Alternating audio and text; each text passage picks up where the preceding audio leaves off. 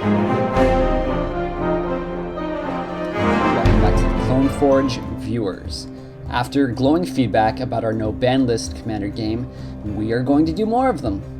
We might even do more games with different commanders, but for now, here's our first installment of our Commander Precon deck series for 2016, this time featuring the 4-color commanders.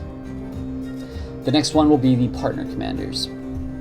On the left of your screen is Ronnie. We don't see Ronnie too often these days. He traded his magic in for Warhammer, but he did return to play the unblue commander, Saskia the Unyielding. His ability is both mean and funny, very political. Next we have Josh playing the same commander he played last time, the unblack commander, Kynaios and Tiro of Meletis. This guy seems group huggy at first, but his ability actually helps you out more than your opponents. Next is Rob playing the unwhite commander, Yidris, Maelstrom Wielder.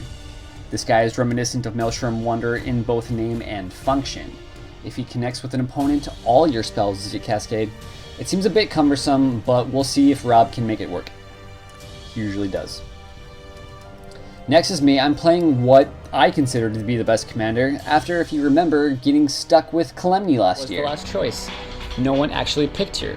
That was not fun. Anyway, it's the unread commander, Atraxa, Praetor's Voice. This guy immediately speaks to me in one of two ways. The first is Planeswalker, and the second is Infect. The prophets of wizards who built this deck went a completely different way with it. Let's see if they know what they're doing. And finally we have Brian, whose decks these are, playing the ungreen commander, Breya, Ethereum Shaper, who makes artifacts. Okay, now I know this guy seems like he's the worst of the 5. Ronnie starts the game, luckily drawing into a green source for his turn 2 Rampant Growth to get his 4th color mana. Rob gets Soul Ring and Felwar Stone for his turn 1. Skull Clamp from Brian.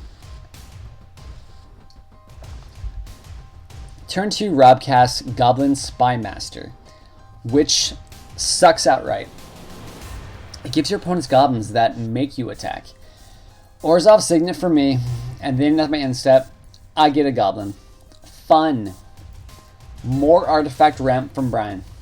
His deck is quite artifact based, in case you didn't know. He then also gets a goblin at the end step. Josh's cat keeps attacking our legs under the table this game. Rob miracles into Reforge the Soul on his turn 3, making us discard and draw new grips. He then Rakdos Charms Brian's Skull Clamp, so Brian won't get card advantage every turn from the goblins Rob keeps giving him. On Brian's turn, he casts Solemn Simulacrum. Hang on. In response to Solemn, I'm gonna Hushwing Griff. Oh, get wrecked! But as you can see, Josh Torpor Orbed it with Hushwing Griff. Ronnie plays his first Hideaway land.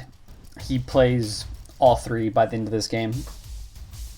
Ronnie then casts a Skull Clamp of his own, much to Brian's dismay. Ronnie then draws 2 cards from Rob's Goblin. Josh casts Tempt with Discovery, and we all, of course, take the offer, giving Josh an additional 4 lands. Josh then has all the mana he needs for the rest of this game at this point. He never has a problem in casting his commander, which he does a few times. Ronnie gets a second Hideaway land with Windbrisk Heights. Josh then has enough mana to cast his commander. I'm gonna stop pronouncing his name. Their name. Josh then has to attack, dealing 1 damage to me and 2 to Ronnie.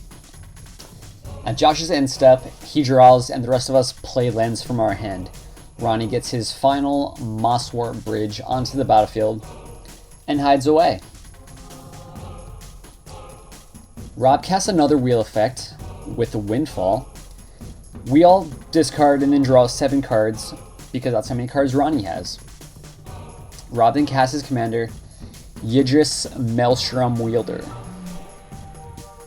I play Forgotten Ancient on my turn, and if you couldn't tell, in a 5-player game, he is nuts. Ronnie casts his commander, Saskia the Unyielding, choosing Josh. So whenever Ronnie's creatures deal damage, they will also deal that much damage again to Josh. Let's do this. You. 10 minutes. Ronnie continues to get value from the Skull Clamp and not having to attack all out. Rob's Goblin continues to be underwhelming while Ronnie declines to attack. Josh's creatures, however, do have to attack. Josh plays a bunch of spells, including Propaganda, and I counter up my Forgotten Ancient each time. That is like the one creature keeping me alive at this point. Josh all-out attacks me. I block the commander and take 4 damage. We play lands at Josh's end step. Rob gains a life from Dismal Backwater, and then attacks Brian with Yidris, since Brian has no creatures. Not wanting him to get Magic card advantage from cascading, I putrefy Yidris, also saving Brian some commander damage. Rob delves and casts Treasure Cruise. On my turn, I cast my commander, Atraxa, Praetor's Voice, and Citadel Siege, choosing Dragoons, meaning I get to tap stuff down every turn, all the while countering up my Forgotten Ancient. Brian flashes in Shimmermere and casts Trading Post, and then trades Solemn for Sphinx Summoner. Ronnie casts a Forgotten Ancient of his own on his turn with Taurian Mauler. Ronnie continues to not attack. Josh casts Guafa, Profiteer, and then all-out attacks Rob for 1 damage. Rob lets his goblin die so that the rest of us stop getting goblins. On Rob's turn, he Whisper Silk Cloaks up his commander, perfect in times of a stalemate, and then attacks me and I take 5 commander damage. He then casts a spell and cascades with Guilt Feeder into one of his partner commanders, Thrasios, Triton Hero. Then on my turn, I rearrange counters with Forgotten Ancient, and then cast one of my partner commanders, Ikra Shadiki, the Usurper, who is nuts. I then go to attack, and Josh casts Entrapment Maneuver so that I sack a dude. Josh then gets 7 white soldiers. Not bad. Rob then takes 10 commander, and I gain 20 commander, 10 from Atraxa, and 10 from Ikra. Okay, so these Precon commander games always go on for like 20 minutes. I could either do this video in 2 parts, but I don't think you guys would like that, so I'm just going to abbreviate the rest of this game. The game pretty much goes on like this for a while, with basically everyone keeping everyone else in check, and really no one coming out ahead until Rob casts Sangromancer and makes us all discard. He ends up gaining over 100 life. The card that virtually ends the game is one that no one would suspect. Rob casts Whims of the Fates. This is the one where you can either stack them strategically or greedily. I choose to put mine all in one pile and roll a 6-sided die with 3 or 4 or 5 and 6, selecting the 2 empty piles, and a roll of 1 or 2 is a concession since all my permanents are in that one. I roll a non-1 or 2 and don't lose any permanents. Everyone thinks this is fun and then follows my lead, putting all their cards into a single pile and a roll of 1 or 2, promptly forcing them to concede. Brian and Ronnie both stack all their permanents, and Rob and Josh survive. Then, over the next couple of turns, Josh and I are at low enough life totals where Rob finishes off with a Treacherous Terrain. Fun. Okay, there you have it. If you people buy these decks, you can expect long games with people stalling out and boards getting clogged. There are only just a few board wipes, like in Garrick's Wake, in the Yidris deck. We played a couple more games, and the Atraxa deck is actually pretty beast mode at times, though it was pretty well dealt with in this gameplay. Okay, that's it for now. We'll have some outtakes at the end of this video if you want some more insight into how the game finished. Okay, stay cool, stay clone, guys.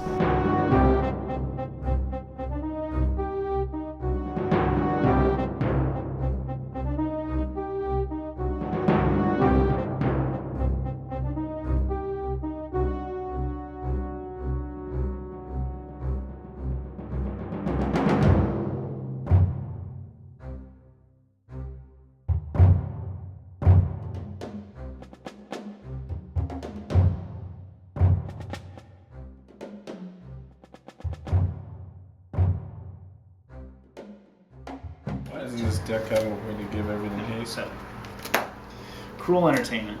You control Josh, Josh controls you. Okay. Wait, what? On your next, on Tristan's next turn, Josh will control his turn. Yep. On Josh's next turn, Tristan will control his. Yes. Oh, this is great. Fuck, dude. Josh, would you like to start Tristan's turn? And then Oh, no, he's got something else. 4. That's better for me because I know how mean to be to Josh depending on how mean he is to me. Sure. With what? Whatever I can do. Whims of the Fates. Starting with me, each player separates all permanents he or she controls into 3 piles. Then each player chooses one of his or her piles at random and sacrifices those permanents. I'm putting all mine in one pile. You have to say, oh yeah, 0 and 0. Yeah, so 1, 0, 0. Yeah, I'm doing the same. 1, 2, 3, 4, 5, 6. So 1, 2, I concede. Sweet. Oh my god. Keep my stuff. 1, 2, I can see. Space Marine armor. Let's do this. I concede. Concession. I'll do the same. Oh my god, that's pretty good. I failed. Yes! Oh my god! Am I gonna be stuck? Are you doing that? Yeah. Oh, you're still in it. Sucker. Sadly. Did Rob roll yet? Nope. Dude, 6 more turns. I would have had it. This seems really fucking dumb then if you can just make piles empty. It's like a 1 in 3 chance. Oh, same Well, thing. probably most people aren't One. as stupid as me. No, that was a smart, really smart play. Yeah, that was the smartest thing I've ever seen. Did you sack your whole board? Yeah. Me too? Oh, you did too? Yeah. Oh my god. Alright, and then you two control each other, so yeah, I'm done. Go for it, Josh. Oh my god. Here, you want to get You're gonna have a fun time putting this game up, huh? Yeah, it's gonna take a while.